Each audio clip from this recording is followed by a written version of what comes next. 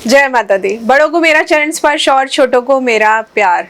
माई मेरी सचिया जोता वाली माता तेरी सदा ही जय। आ गए हमारे माता रानी के नवरात्रे। नवरात्रे यानी कि वो 9 रातें जब हम अपनी माँ को कुछ भी मांगते हैं, अपना सर्वस्व समर्पण करने के बाद माता रानी से कुछ भी मांगते हैं और वो हमें देती ज़रूर है।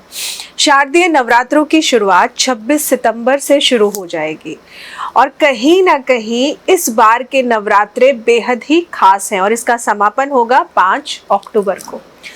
ऐसी मान्यता है कि जब भी नवरात्रों की शुरुआत होती है तो हम उससे पता लगाते हैं कि आने वाला समय कैसा होगा, क्योंकि माता रानी जब भी नवरात्रों की शुरुआत होती है और माता रानी का जो भी वाहन होता है, माँ जब उस पर सवार होकर आती है तो उससे हम पता लगाते हैं कि आने वाले दिनों में चीज़ें कैसी होंगी। जैसे पिछली बार मैंने आप सबको कहा था कि बिल्कुल भी अच्छे नवरात्रे नहीं रहेंगे, बीमारियां फैलेंगी, तो आपने देखा था कि बच्चों का एकदम से बीमार होना शुरू हो गया था। बच्चे बहुत ज़्यादा बीमार हो रहे थे, बीमारी फिर से बाहर निकल कर सामने आ गई थी। लेकिन इस बार हमारी माता रानी जिस दिन आ रही हैं और जिस दिन जा रही हैं, दोनों ही दिन बहुत ही अच्छे हैं, या मैं कहूँ दोनों ही दिन के मुहूर्त बहुत अच्छे हैं। और साथ ही में जिस सवारी पर सवार होकर आ रही है ना, उस सवारी पर सवार होकर आने के लिए तो हम दिन रात इच्छा करते हैं कि माँ हमारे घर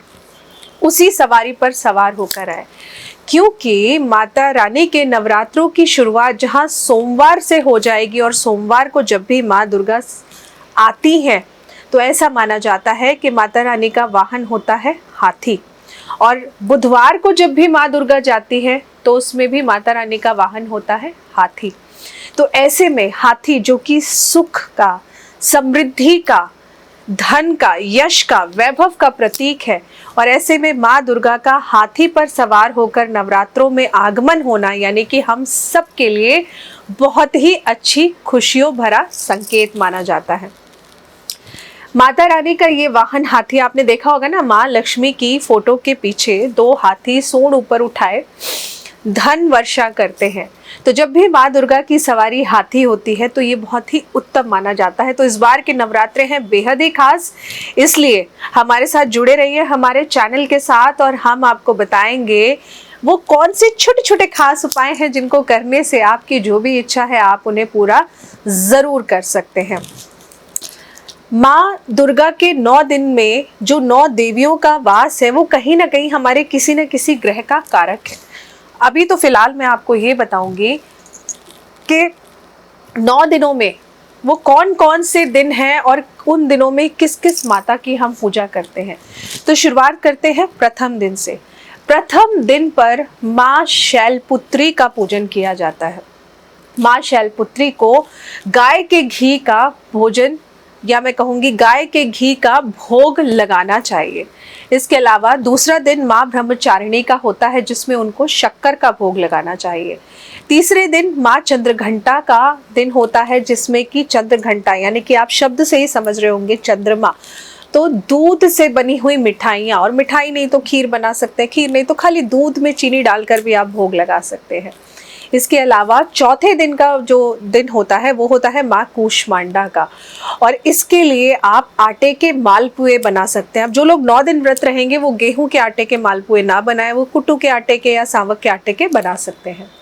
इसके अलावा 5वां दिन जो होता है वो होता है माँ स्कंद माता का, और माँ स्कंद माता यानी कि हमारा केतु ग्रह बहुत ज़रूरी है।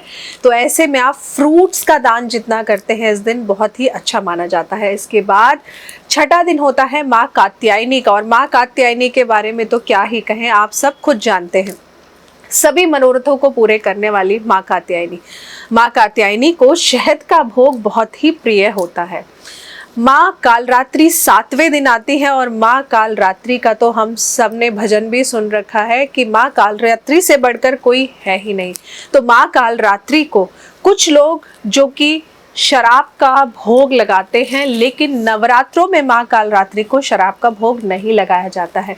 तो ऐसे में आप दूध का या फिर गुड़ का भोग लगा सकते हैं। इसके अलावा 8वां दिन जो होता है वो होता है हमारा माँ महागौरी का, और माँ महागौरी का दिन यानी कि अष्टमी पर हम भोग लगाते हैं नारियल का, गोले के प्रसाद का। और इसके बाद माँ सिद्धिदात्री 9वें दिन हमें सिद्धि प्रदान करती है।